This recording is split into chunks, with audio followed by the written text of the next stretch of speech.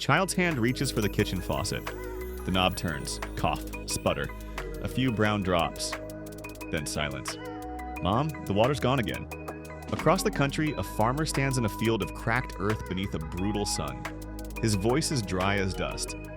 You pray for rain, you work your whole life, and then you watch it turn to nothing. This isn't Hollywood. It's not a dystopian trailer. It's real, and it's happening in America right now. According to the 2025 U.S. Infrastructure Report Card, our drinking water system scores a C, wastewater a D+.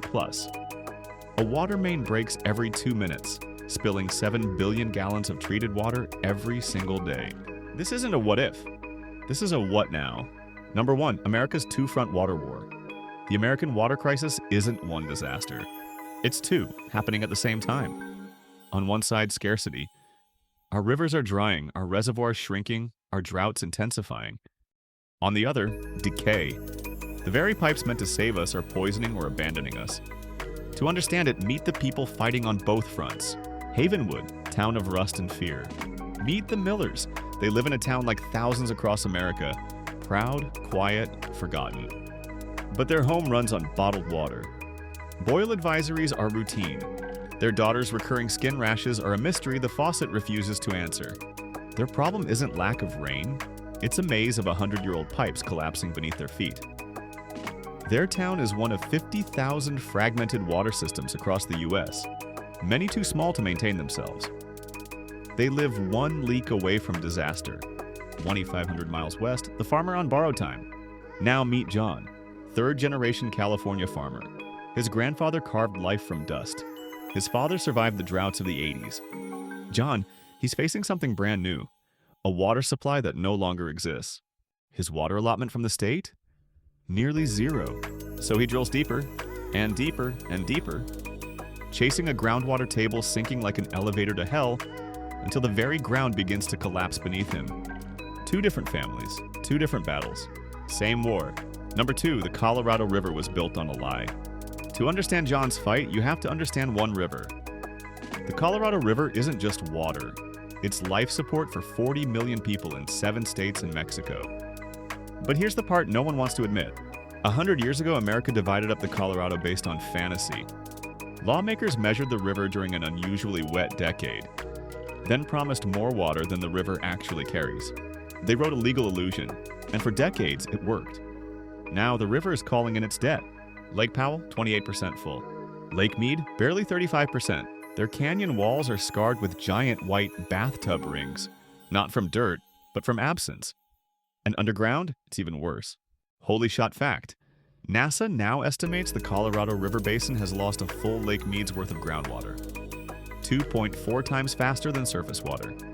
We've pumped so much water from beneath the west that the land itself is sinking. Roads are cracking. Bridges are bending. Canals now tilt uphill. We're not running out of water. We're physically collapsing the ground beneath America. Number 3, when your tap turns against you. Meanwhile, back in Havenwood, the issue isn't drought. It's betrayal. There are still over 9 million lead service lines in America. Pipes delivering toxic metal straight into homes, disproportionately in poor, rural, or non-white areas. And as if old poison wasn't enough, there's new poison too. PFAS. Forever chemicals.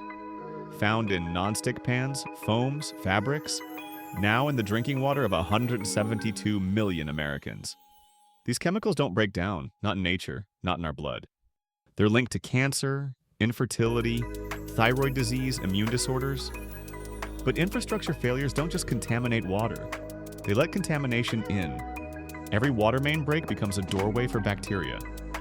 For the Millers, water insecurity isn't abstract. It's fear in every glass.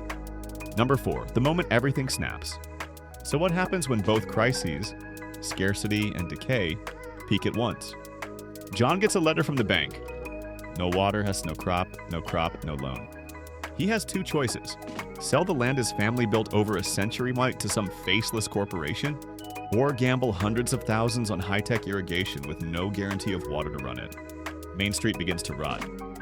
The drought doesn't just kill crops, it erases culture. Meanwhile in Havenwood, a water main ruptures, a boil order turns into a do not drink alert. A bacterial outbreak hits. Their daughter lands in the ER. At that moment, the Millers don't just lose water, they lose trust. Number 5, the blueprint to survive. This is the part where documentaries usually say, but there's hope. But here's the truth. There's hope, but only if we build it. Farmers are pioneering drip irrigation, drought-proof crops, and AI-powered moisture sensors. Cities are investing in water recycling and desalination, turning sewage into drinking water. Communities are demanding transparency, organizing cooperatives, and forcing politicians to fund real upgrades. The bipartisan infrastructure law was a start, but it's not enough. We need to treat water like roads, like power, like national defense. And most importantly, water is not a luxury, it's not a commodity, it's a human right. Let's settle this right now. Do you trust the water coming out of your faucet? Yes or no? Drop your answer in the comments. And tell me, what's the water story in your town? Because this isn't just John's fight, or the Millers. This is ours. John hasn't saved his farm, yet. He sold part of his land, but he's joined a local cooperative investing in small-scale water recycling. Survival through solidarity. The Millers still don't fully trust their tap, but their outcry forced the city to apply for federal funding. For the first time, a real plan to replace the oldest pipes is on the table. This isn't one grand apocalypse.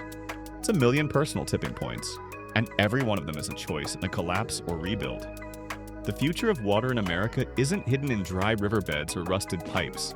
It's in what we do next. And subscribe for your next knowledge ride. Thanks for watching.